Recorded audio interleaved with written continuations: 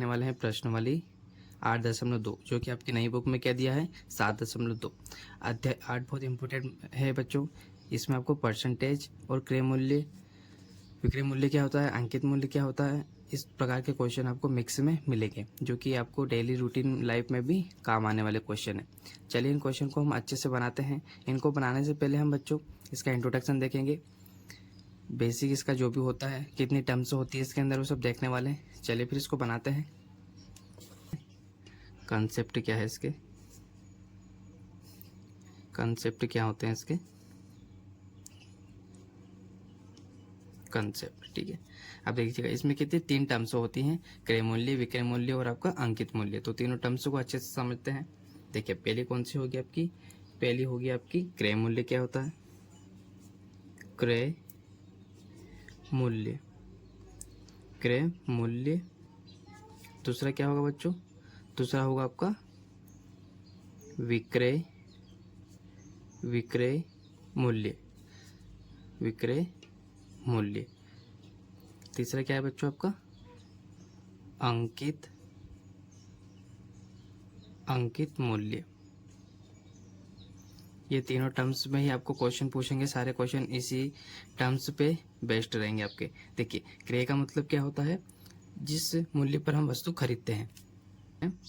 जैसे हम अगर बड़े व्यापारी होते हैं तो हम डायरेक्ट कंपनी से माल खरीदते हैं, तो ये मतलब खरीदने का मतलब हम डायरेक्ट खरीदते हैं, तो ये खरीदना मतलब हम, क्रय मूल्य का मतलब क्या होता है खरीदना।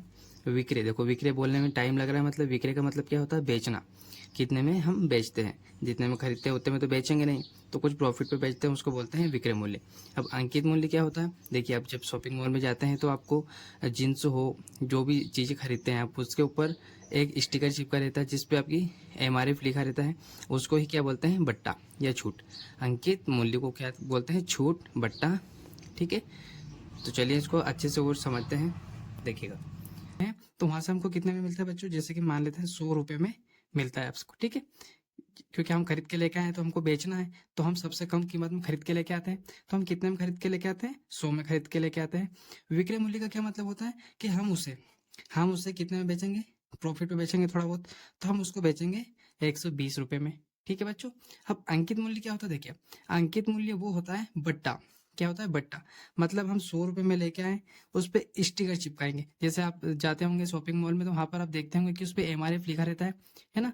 वो लिखा रहता है आपका, क्या लिखा रहता है आपका MRP। MRP मतलब उस पे बड़ा चढ़ा के लिखा रहता है कि ये इतने का आपका, आपको इतने का मिलेगा, ठीक है।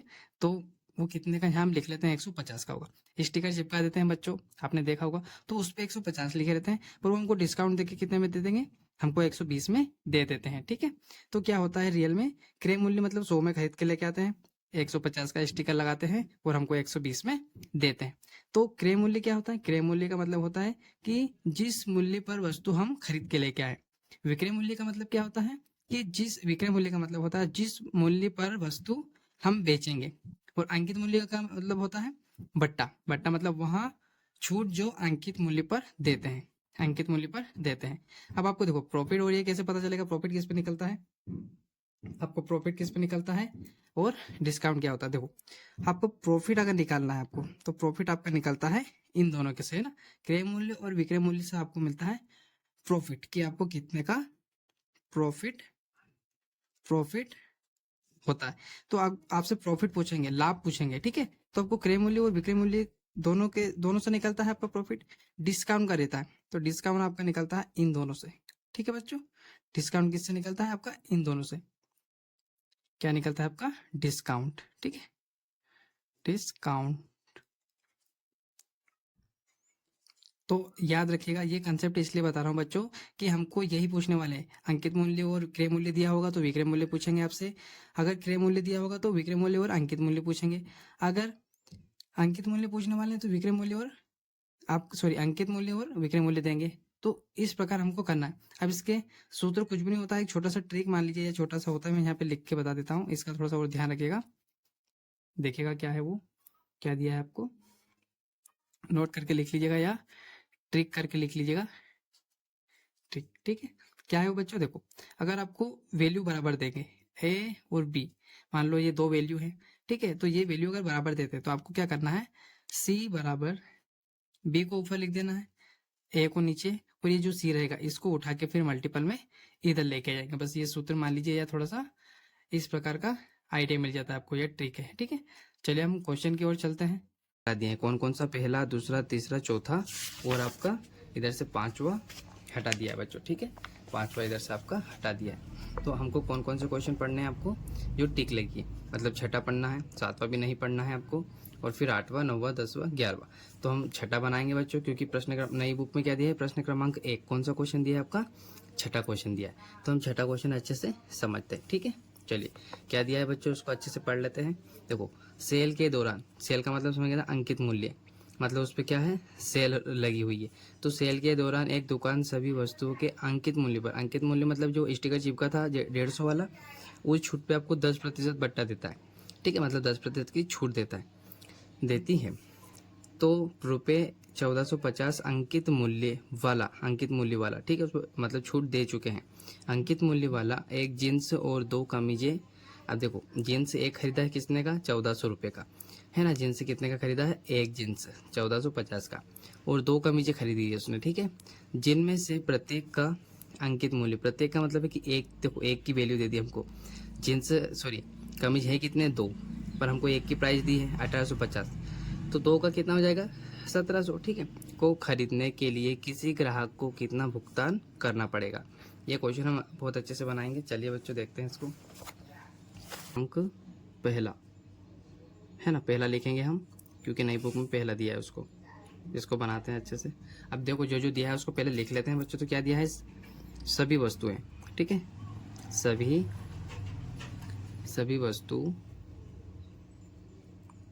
सभी वस्तुओं के अंकित मूल्य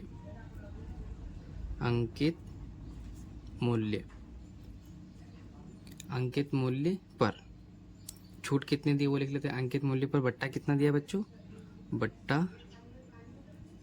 बट्टा दिया आपको 10% का। ठीक है, मतलब 10% छूट दी है। ठीक है, 10% की छूट दी है। अब क्या दिया है आपका, जींस कितना है, एक ही जींस है, तो जींस का अंकित मूल्य कितना है बच्चों, जींस का अंकित मूल्य आपको इस प्रकार लिखना पड़ेगा वहाँ पर, तभी आपको नंबर मिलेंगे। डायरेक्ट आप जींस की कीमत नहीं लिख सकते। अंकित मूल्य कितना दिया है बच्चों, अंकित मूल्य दिया है आपका रुपए में, कितने रुपए दिए हैं, 1450 रुपये का जींस खरीदा है उसने। ठीक है, एक ही जींस था तो ये एक ही रहेगा। अब देखो जींस तो हो गया है ना जींस हो गया, पर उसने और क्या खरीदा है, कमीज खरीदा है ना। तो हम क्या लिखेंगे, और करके यहीं लिख देते हैं, और कमीज, प्रत्येक कमीज है ना, प्रत्येक कमीज। ठीक है, प्रत्येक कमीज, कितने कमीज थे उसके पास, 2। तो जो हमको एक मूल्य दिया है कमीज का, हम उसमें क्या लिख देंगे बच्चों, उसमें 2 का गुणा कर देंगे, तो कमीज का अंकित मूल्य। ठीक है, अंकित मूल्य कितना दिया है बच्चों, अंकित मूल्य कितना दिया है आपका, रुपए में बराबर में आपको दिया है 850। ठीक है, ये दिया है। पर देखो ये तो एक जो कमीज है उसका है ना, एक कमीज का है, तो हम इसको क्या करेंगे, 2 से गुणा करेंगे तो दोनों कमीज का निकल जाएगा। पर पहले हम जींस का निकाल लेते हैं हमको, कि 10% छूट से जींस पे कितना फायदा हुआ है। तो देखो क्या लिखेंगे हम, जींस का बट्टा। तो देखो जींस का बट्टा कितना दिया है बच्चों, प्रतिशत में 10%। आप ये प्रतिशत लिखा मैंने, ठीक है। अब प्रतिशत का निशान हटाएंगे तो हम क्या करेंगे, देखो ये प्रतिशत का निशान हटता है तो नीचे क्या आ जाता है बच्चों, 100 आ जाता है। ठीक है, अब ये हो गया। अब आपको जींस कितने का दिया है, 1450 का। इतना समझ में आया कि नहीं आया, कहने का मतलब है कि मतलब हमको क्या मिला है, लाभ मिला है। हमको 10% की छूट मिली है, 10% हम कम पैसे देंगे 10% के हिसाब से। तो देखो प्रतिशत में 10% की छूट है और रुपये 1450 दिए, तो हम इसमें भाग दे देंगे 10 का 100 से, और काटा पीटी करेंगे तो हमको क्या मिल जाएगा, उसमें कम कितने हमको देने पड़ेंगे, वो रुपीज़ यहाँ मिल जाएंगे। देखो 1 2 जीरो से आपके 2 जीरो कट जाएंगे। ये गुणा, ऐसा नहीं है गुणा का निशान नीचे, तो इसके 100 के साथ में ये ऊपर है। आप चाहे तो यहाँ गुणा करके 1450 यहाँ 10 के पास भी लिख सकते हैं। तो देखो 2 जीरो से 2 जीरो कट गए। अब 1 का गुणा 145 से करेंगे तो क्या आ जाएगा आपका 145 ही आ जाएगा। तो मतलब हमको छूट रुपए में कितनी छूट मिल गई, मतलब हमको 145 रुपये कम देने पड़ेंगे। हम पहले कितने दे रहे थे 1450 रुपये दे रहे थे, अब इस हमको 1450 में 145 रुपये कम देने पड़ेंगे, है ना।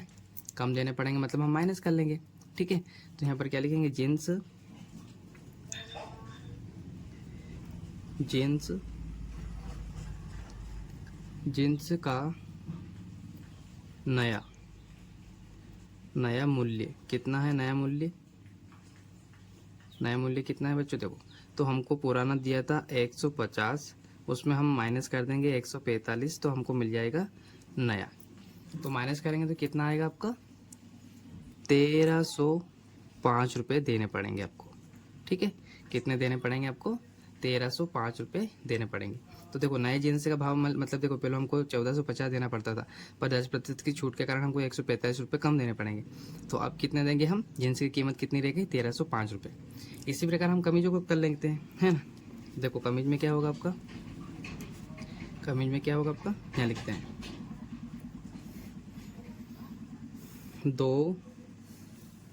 दो कमीज है ना। कितने कमीज है, दो कमीज का अंकित मूल्य,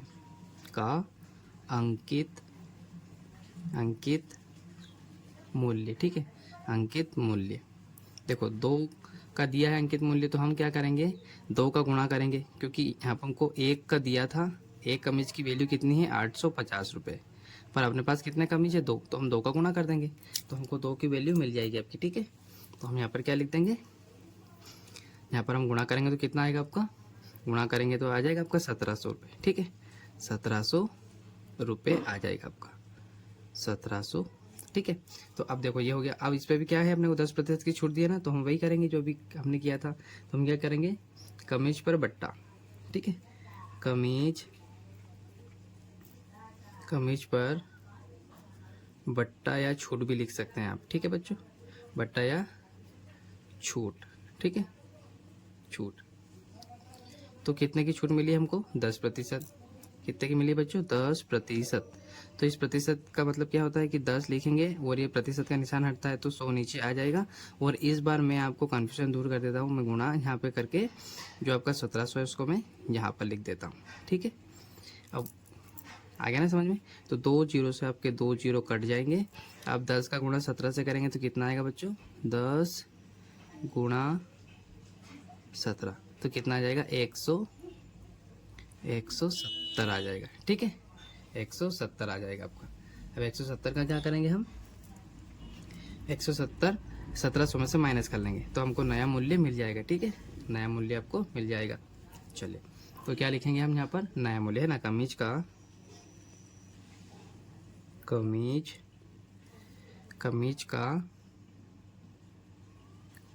का नया मूल्य। तो नया मूल्य क्या है 1700 माइनस 170, माइनस कर लेंगे तो कितना बचेगा आपका 1530 रुपये। हमको कितना देना पड़ेगा उसको 1530। जीरो में से जीरो गया तो जीरो, फिर साथ में अतः करके क्या लिख देंगे बच्चों जो हमको मिला है। तो हम क्या करेंगे अतः ग्राहक, अब टोटल पैसे कितने देने पड़ेंगे, मतलब जींस और आपको ये कमीज दोनों के पैसे है ना। तो ग्राहक को दिया गया मूल्य कितने रुपए देगा वो टोटल अब दोनों के मिलाकर। तो देखो हमारे पास में 1560 तो किसके हैं कमीज के, दोनों कमीज के। हम क्या करेंगे 1530 प्लस कर लेंगे इसमें अपने किस पैसे को, जींस का नया मूल्य क्या निकाला था हमने आपका जींस का मूल्य जो कितना दिया अपने को 1305 रुपये। जब इन दोनों को प्लस कर लेंगे तो कितना मिल जाएगा अपने को मिल जाएगा, इन दोनों को प्लस कर लेंगे तो मैं यहीं पे लिख देता हूँ, प्लस करेंगे अपन तो रुपए में अपने को मिल जाएगा 2835 रुपये देने पड़ेंगे अपने को, ठीक है। कितने देने पड़ेंगे देखो दूसरा क्वेश्चन क्या दिया है आपका 8वां, जो कि नई बुक में क्या है दूसरा। तो देखो क्या दिया, एक टेलीविज़न का मूल्य रुपए में कितना दिया है 13,000, मतलब वो टेलीविज़न जो खरीद के लेके आया 13,000 में खरीद के लेके आया, पर इस पर वो 12% की दर से बिक्री कर वसूलना चाहता है, मतलब 12% लाभ खरीदना चाहता है। वो 13,000 में लेके आया, अब वो 12% लाभ खरीदना चाहता है इससे। ये 13,000 में लेके आया तो 13,000 में तो बेचेगा नहीं, तो वो इससे क्या कमाना चाहता है, 12% का लाभ कमाना चाहता है। यदि विनोद इस टेलीविज़न को खरीदता है, कोई विनोद नाम का बच्चा है वो इसको खरीदना चाहता है, तो उसके द्वारा भुगतान की जाने वाली राशि कितनी होगी, मतलब वो 12% का लाभ दे से बेच रहा है तो इसको कितने में पड़ेगा वो, ठीक है, रुपीज़ में आपको बताना है। चलिए इसको देखते हैं, प्रश्न क्रमांक 2, ठीक है। चलिए इसको बनाते हैं। तो जो जो दिया है बच्चों वो लिख, ठीक है। क्या दिया है, टेलीविज़न, टेलीविज़न, टेलीविज़न का मूल्य, ठीक है, टेलीविज़न का मूल्य, टेलीविज़न का मूल्य कितना दिया है बच्चों, टेलीविज़न का मूल्य दिया है अपने को रुपए में 13,000, ठीक है। तो हम जो जो दिया वो सेम ऐसे लिख लेंगे, 13,000 है ना। अब ये बिक्री करना चाहता है, बिक्री मतलब बेचना चाहता है, और कितने में, बिक्री, ठीक है, बिक्री करना चाहता है किस दर से, 12% की, तो ये लिख लेते हैं 12% दर भी, ठीक है, दर 12%, ठीक है, 12% से बेचना चाहता है। अब क्या करेंगे, अब देखो टेलीविज़न, टेलीविज़न, टेलीविज़न की दर क्या दी है, टेलीविज़न की दर लिखते हैं एक बार और, टेलीविज़न की दर 12%, ठीक है, क्या दिया है 12%। अब देखो क्या इस 12 की जगह मैं ऐसा लिख सकता हूँ क्या, 12/100 लिख सकते हैं ना। क्यों लिख सकते हैं बच्चों, क्योंकि प्रतिशत का निशान हटता है तो 100 का नीचे आ जाता है, प्रतिशत का निशान हटेगा तो 100 बटे में आ जाएगा, ठीक है, क्योंकि अपने आप में प्रतिशत कितनी होती है, 100%। अब देखो गुणा में यहाँ पर कितना लिखेंगे हम, जो हमको वैल्यू दी है, टेलीविज़न कितने में खरीदा उसने, 13,000 में। अब इस 13,000 पे तो वो ब्याज कमाएगा 12%, ठीक है। चलिए अब हम 0 से 0 काट लेते हैं और उसको सोल्व करते हैं। तो 2 0 नीचे दिए हैं तो 2 0 ऊपर काट देंगे। अब क्या बचा, 12 और 13, 12 गुणा 130। तो जब हम गुणा करेंगे, आपका गुणा करेंगे तो 0 तो आएगा ही आएगा, एक 0 है तो। अब 12 और 13 का गुणा कर लेते हैं हम, तो कितना आएगा, 12 और 13 का गुणा करेंगे तो बच्चों हम कितना जाएगा आपका 156, ठीक है, कितना आएगा आपका 156, मतलब 1560 रुपये ज़्यादा कम आएगा वो। अब ये 1560 हम किस में प्लस कर देंगे बच्चों, 13,000 में, क्योंकि उसको लाभ चाहिए ना 12, है ना, जो आपका 1560 रुपये उसको लाभ हो जाएगा। तो हम यहाँ लिख देते हैं, क्या लिखेंगे, अंतः विनोद नाम का जो लड़का है, ठीक है, विनोद द्वारा भुगतान, ठीक है, भुगतान करेगा वो, कितने का भुगतान करेगा वो, कि भुगतान की जाने वाली राशि, कितनी राशि देगा टोटल, वो 13,000 तो देना ही है, पर ऊपर वो 12% का लाभ है तो वो कितना देगा, पूरा राशि आपकी। देखो पहले था आपका कितना, रुपए में आपका पहला क्या था बच्चों, 13,000, ठीक है, ये 13,000 प्लस इसमें क्या कर देंगे, 1560 प्लस कर देंगे।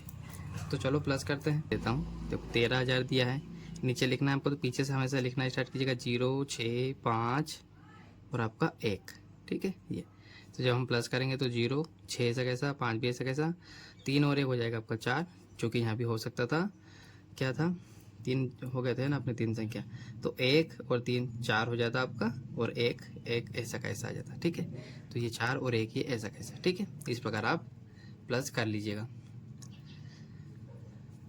अगर वीडियो अच्छा लगा है तो प्लीज़ लाइक कीजिएगा, शेयर कीजिएगा और सब्सक्राइब जरूर कर लीजिएगा, ताकि जैसे मैं वीडियो डालूँ तो आपके पास नोटिफिकेशन आ जाए। थैंक यू फॉर वॉचिंग बच्चों।